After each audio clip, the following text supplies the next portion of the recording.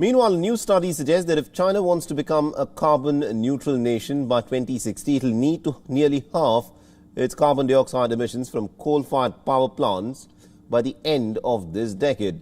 According to research published by London-based climate data provider Transition Zero, China must shut down, replace or put into reserve capacity as much as about 364 gigawatts of coal-fired power by the year 2030. And this figure accounts for almost about a third of its current total. The research used satellite imagery and machine learning to estimate carbon emissions from China's coal-fired plants.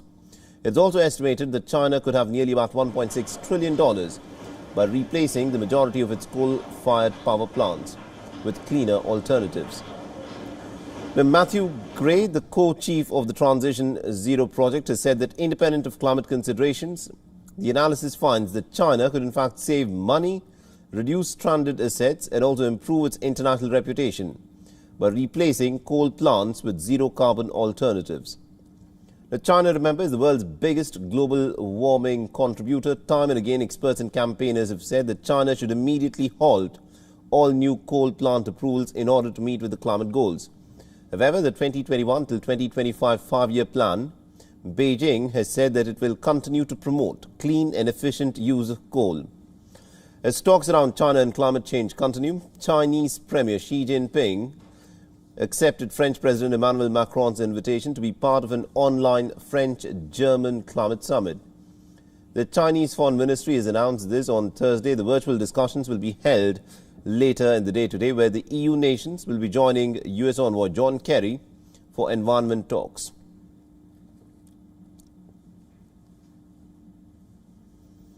Now, Myanmar's ousted government has united against the military junta, announcing a national unity government. Now, the Southeast Asian nation has been in turmoil since the 1st of February, when the army had ousted the elected leader, Aung San Suu Kyi.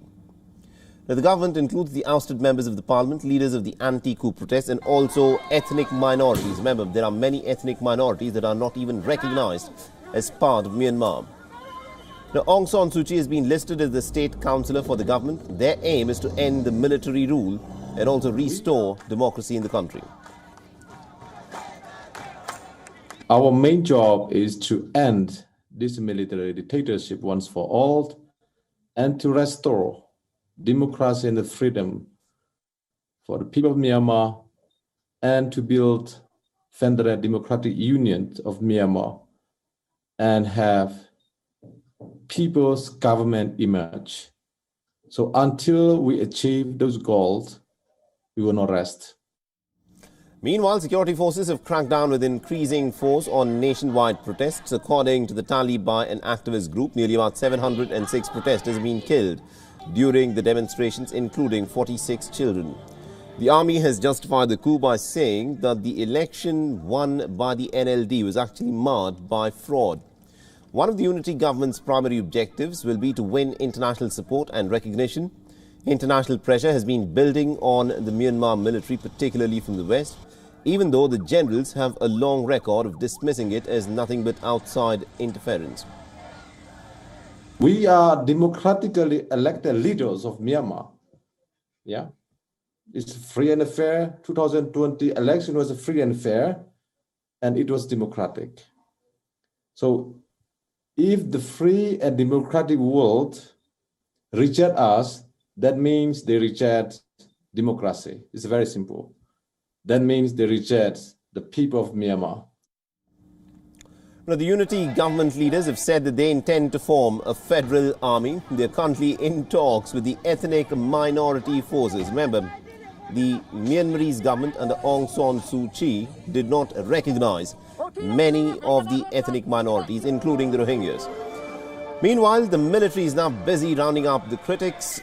There have been arrest warrants for at least about 20 doctors, all on charges of encouraging dissent in the armed forces. The military junta is now seeking more than 200 people, including several internet celebrities, actors and singers, on the same charge. ठीक है